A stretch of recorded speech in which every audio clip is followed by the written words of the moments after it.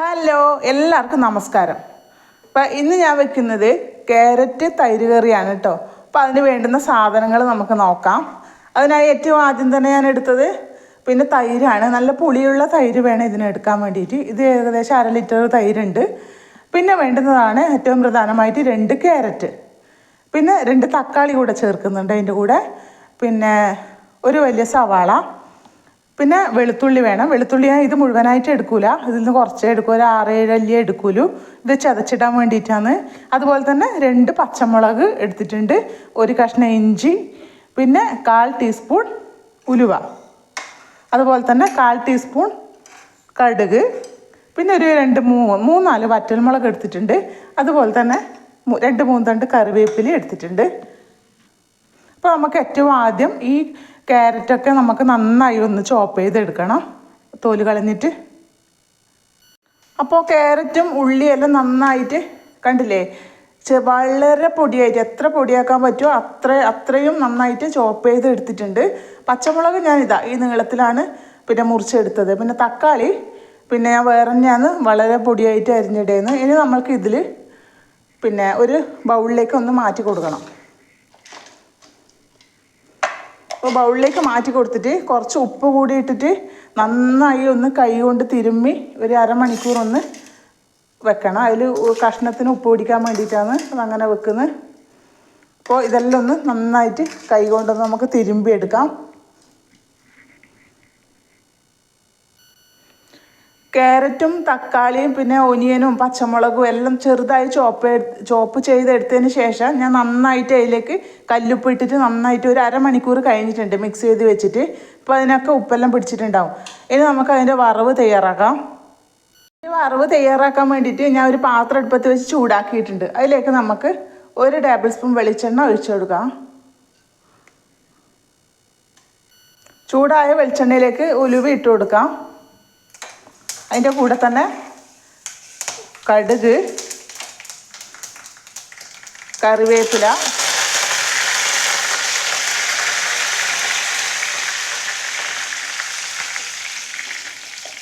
ഇതെല്ലാം പൊട്ടി വരുന്ന സമയത്ത് നമ്മൾക്ക് ഇഞ്ചിയും പിന്നെ വെളുത്തുള്ളിയും കൂടെ ചതച്ച് ഇട്ട് കൊടുക്കാം. ഉലുവയും കടുവും പൊട്ടി തുടങ്ങിയതിലേക്ക് നമ്മൾക്ക് വെളുത്തുള്ളി ഇഞ്ചിയും ചതച്ച് വെച്ചത് ചേർത്ത് കൊടുക്കാം. അതിൻ്റെ കൂടെ തന്നെ വറ്റൽമുളകും ഇട്ട് കൊടുക്കാം. അപ്പോൾ ഈ ഇഞ്ചിയും പിന്നെ വെളുത്തുള്ളിയെല്ലാം ഒന്ന് നന്നായി ചെറുതായി ഒന്ന് ചുവന്ന കളറാവണം, അതുവരെ നമുക്കൊന്ന് ഇളക്കി കൊടുക്കാം. ഇതാ ഇഞ്ചിയും വെളുത്തുള്ളിയെല്ലാം മൂത്ത് വന്നിട്ടുണ്ടെങ്കിൽ നമ്മൾക്ക് അതിലേക്ക് ഈ ഉപ്പ് പിടിപ്പിച്ച് വെച്ച കഷ്ണങ്ങൾ ചേർത്ത് കൊടുക്കാം.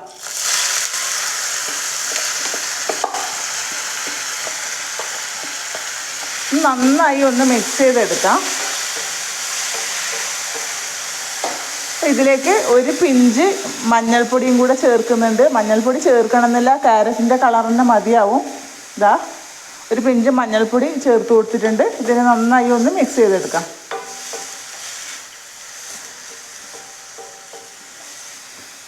ഇപ്പം ഇനി ഗ്യാസ് സ്റ്റവ് ഓഫാക്കിയിട്ടുണ്ട്. ഇനി അതിലേക്ക് നമ്മൾക്ക് ഇത് ഒരുപാട് ചൂടിലിരിക്കുന്ന സമയത്ത് പിന്നെ തൈര് ചേർത്ത് കൊടുക്കരുത്. അപ്പോൾ ഇതിൻ്റെ ചൂട് ഇച്ചിരി ഒന്ന് തണിഞ്ഞതിന് ശേഷം നമുക്ക് തൈര് ചേർത്ത് കൊടുക്കാം. അപ്പോൾ ആ വറവെല്ലാം റെഡിയായ ശേഷം ഞാൻ ക്യാരറ്റും തക്കാളിയും ഉള്ളിയെല്ലാം മുറിച്ചത് ചേർത്ത് കൊടുത്തിട്ടുണ്ടായിരുന്നു. അപ്പോൾ അതിന് കുറച്ച് ചൂടുണ്ടായിരുന്നു, അതൊന്ന് ചൂടാറി വന്നിട്ടുണ്ട്. ഇനി അതിലേക്ക് നമുക്ക് തൈര് ചേർത്ത് കൊടുക്കാം. തൈര് ചെറുതായി ഒന്ന് മിക്സിയിലൊന്ന് അടിച്ചതിന് ശേഷം വേണം ചേർത്ത് കൊടുക്കാൻ.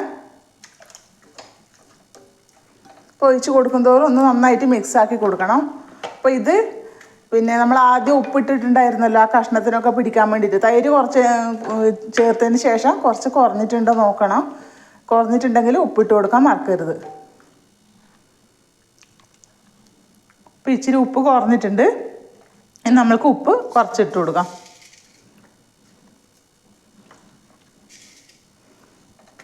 ഇതാ ഉപ്പൊക്കെ ഇട്ട് കൊടുത്തിട്ടുണ്ട്. ഇനിയിപ്പോൾ അതിൽ കിടന്ന് അലിഞ്ഞിട്ടാകുമ്പോൾ പെട്ടെന്ന് നോക്കിയാൽ ഉപ്പ് കാണില്ല, കല്ലുപ്പായതുകൊണ്ട് തന്നെ. ഇപ്പോൾ കുറച്ച് കഴിഞ്ഞിട്ട് നോക്കാം. ഇനി കണ്ടില്ലേ, നമ്മുടെ അടിപൊളി ക്യാരറ്റ് തൈര് കറി റെഡി ആയിട്ടുണ്ട്. കണ്ടില്ലേ, നല്ല ടേസ്റ്റാണ് കേട്ടോ ഇതിന്. അപ്പോൾ ചോറിൻ്റെ കൂടെയെല്ലാം ഒഴിച്ച് കഴിക്കാം. ഇതിൻ്റെ കൂടെ ഒരു അച്ചാറും പിന്നെ പപ്പടമൊക്കെ ഉണ്ടെങ്കിൽ സൂപ്പർ ടേസ്റ്റായി. പിന്നെ ചോറ് കഴിക്കാൻ വേറെ ഒന്നും വേണ്ട. അപ്പോൾ എല്ലാവരും ഇത് ഉണ്ടാക്കി നോക്കണം കേട്ടോ. വളരെ എളുപ്പമാണ്. ആ കഷ്ണങ്ങളൊക്കെ മുറിക്കേണ്ട ഒരു പരിപാടി മാത്രമേ ഉള്ളൂ. വളരെ സിമ്പിളായിട്ട് ഉണ്ടാക്കാൻ പറ്റുന്ന ഒരു ക്യാരറ്റ് തൈര് കറിയാണിത്. അപ്പോൾ ക്യാരറ്റ് വീട്ടിലുണ്ടെങ്കിൽ എല്ലാവരും ഒന്ന് ഉച്ചക്കത്തെ ചോറിന് ഉണ്ടാക്കിക്കോളൂ കേട്ടോ. അപ്പോൾ അടുത്ത വീഡിയോയിൽ കാണുന്നത് വരെ എല്ലാവർക്കും ബൈ.